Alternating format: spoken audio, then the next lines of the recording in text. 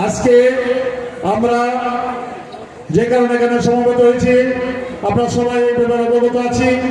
আমাদের মা, আমাদের দেশনেত্রী যে আমাদের জন্য তার জীবন উৎসর্গ করে দিয়েছেন, যিনি তার আরামায়েশ বন্ধ করে দিয়ে এই বাংলার মানুষের জন্য কেঁদেছেন, আমাদের জন্য কেঁদেছেন, আমাদের এই বাংলাদেশে গণতন্ত্র পুনরুদ্ধারের জন্য কেঁদেছেন।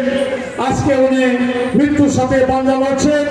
আজকে ওনার জন্য আমরা আমরা আল্লাহ পাকের কাছে দুহাত তুলে অনুরোধ করব, আল্লাহ পাক যেন এই জাতির এই ক্রান্তি লগ্নে আসন্ন নির্বাচনকে কেন্দ্র করে বাংলাদেশে দেশি বিদেশিকে পিছিয়ে যে ষড়যন্ত্র চলছে, আজকের এই দিনে আমাদের দেশনেত্রী বেগম খালেদা জিয়ার দরকার।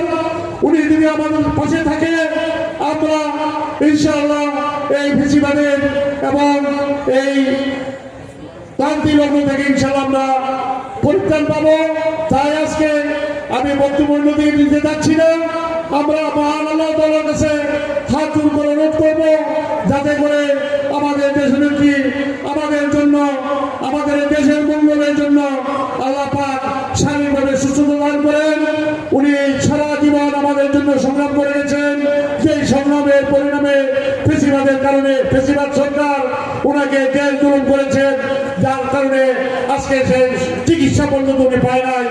আমি যার কারণে চিকিৎসায় না পেয়ে অর্ধাহারে অনাহারে জেল খেটে খেটে উনি শারীরিকভাবে আজকে অসুস্থ হয়ে পড়েছেন।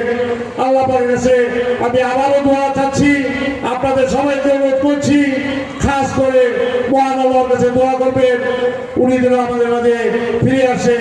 সেই বলে আজকে যারা এখানে উপস্থিত আছেন সবাইকে আমার বাংলাদেশ জাতীয়তাবাদী কৃষক দলের পক্ষ থেকে আন্তরিক ধন্যবাদ ও মোবারকবাদ জানিয়ে আমি আমার বক্তব্য শেষ করছি।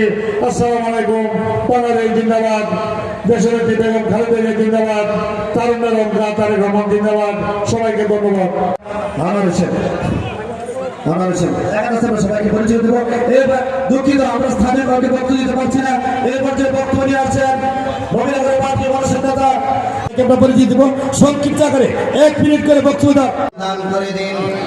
আল্লাহ তাআলা খাস করে আল্লাহ আমাদের দেশনেত্রী খালেদা জিয়া অসুস্থ আছেন, আল্লাহ এবং এই দেশকে সামিউল আলিম ওয়া তুব আলাইনা ইন্নাকা আনতাত তাওয়াবুর রহিম দারাজ করে দিন। আল্লাহ যারা বেঁচে আছেন সকলকে দেশের খেদমতে কবুল আর মঞ্জুর করে নিন। প্রত্যেকের মনের সমস্ত নেক